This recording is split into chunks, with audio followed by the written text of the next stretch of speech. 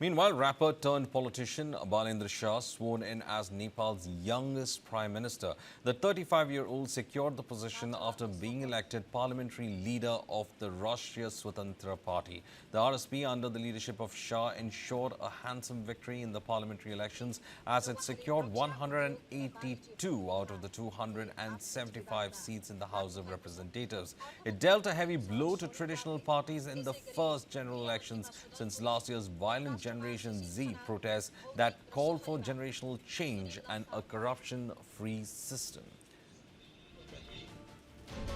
Balendra, who is said to be a rapper, has also been known for his anti-corruption stance.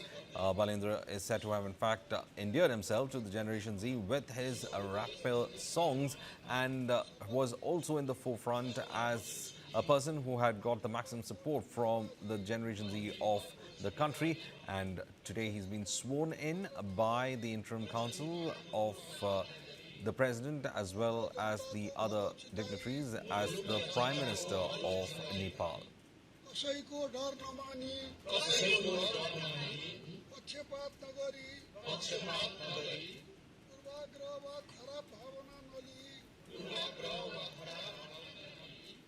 On the phone line, we are joined by Sneha Koshi, outward editor for News9. Sneha, this particular change is a generational change both in politics for Nepal and also probably for its policies as well. Shah's rise, or rather meteoric rise, with regard to the protests that happened from Generation Z, talks about a complete changeover in Nepal in every sense. Absolutely, Verghese. Let's not forget, let's just start with the basics. Age may not be a very big number, but let's face the facts. He's going to be the youngest Prime Minister of Nepal, youngest elected Prime Minister of Nepal. That's just to start with one of the biggest changes that's really happening at this point. The RSP, his party, won an absolute landslide victory in the parliamentary polls that were held. This was held in the results that came out on March 5th, for that matter. And it's not just about this 35-year-old who's going to become the youngest Prime Minister, but it's also about this whole rapper-turned-politician imagery that he has, and about him becoming the first person from the Madhes region who is going to be heading this entire post. So that way, even the demography and the political equations of Nepal are also seeing a huge change, for that matter. Madhes region has never had a Prime Minister in Nepal. So Balen Shah won with his imagery of being a rapper-turned-politician too from the Madhes region, becoming the Prime Minister of Nepal, the swearing-in happening right now.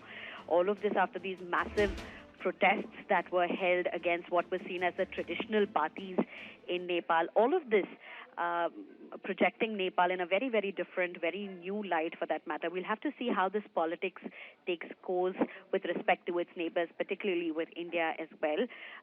But a huge landslide victory for Balen Shah's party, Balen Shah's party, RSP, and not just that, about the way in which he got his landslide mandate, and of course the whole profile of how he's had this rise and taking to the position of the Prime Minister of Nepal.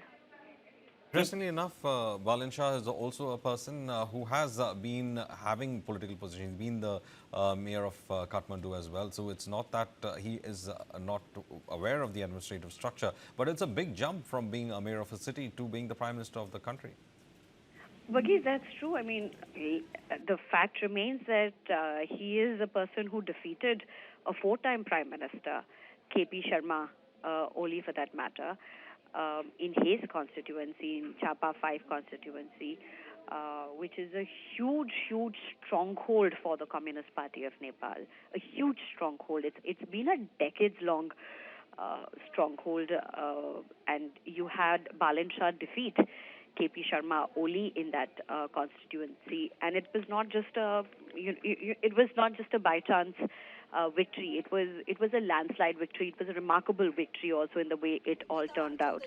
So all of these things, Verghese, and as you have been saying, he has held posts in the past, but it's also about the trajectory that Nepal is taking, particularly in the backdrop of the protests, the unprecedented protests that were led in Nepal, the kind of outrage that was seen against traditional parties, the kind of humiliating defeat that these traditional parties had to face, and the manner in which Balen Shah emerged as not just a victor, but Right.